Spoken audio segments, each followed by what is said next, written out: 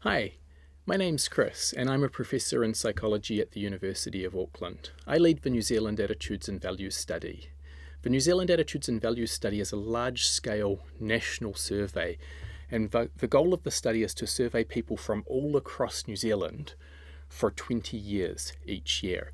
And the reason we want to do this is because it will allow us to track how New Zealanders' attitudes and values, how their concerns about health, and the issues that are facing our population, how those things are changing over time.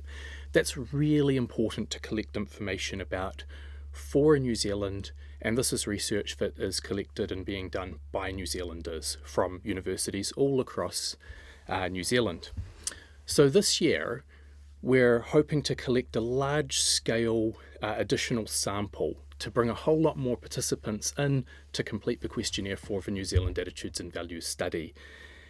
If you've received a questionnaire from us in the mail recently, then you're probably one of the people that we've randomly selected from the electoral roll and that we hope will take the time to fill out our questionnaire.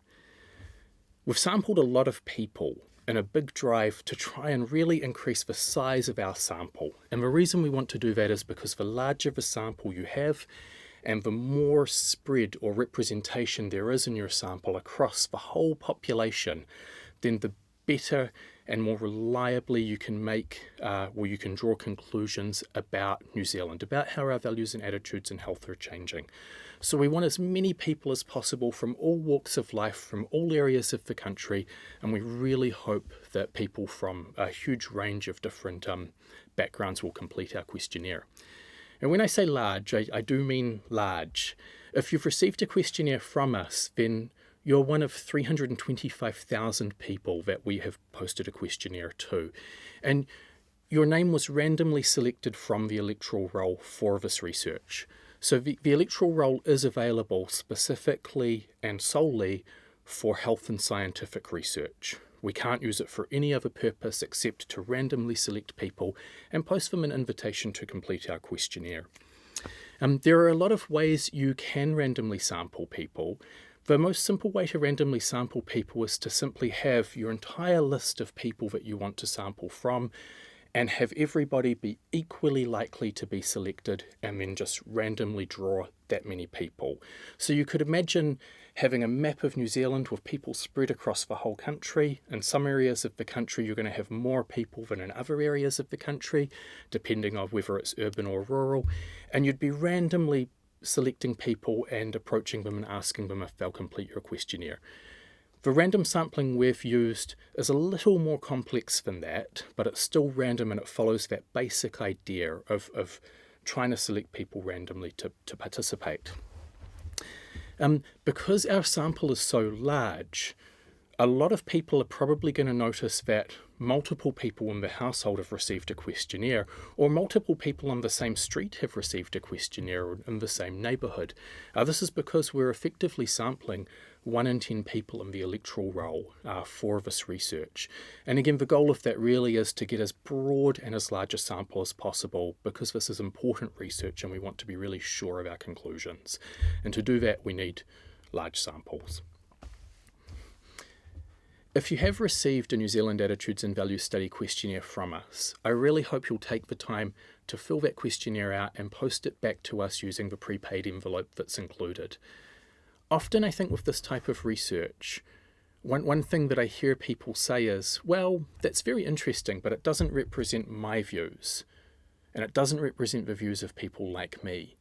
And the only way we can represent everybody's views is if as many people fill out our questionnaire as possible, and we really do want to represent New Zealand well and reliably, and every person's views count. So please do take the time to fill out the questionnaire.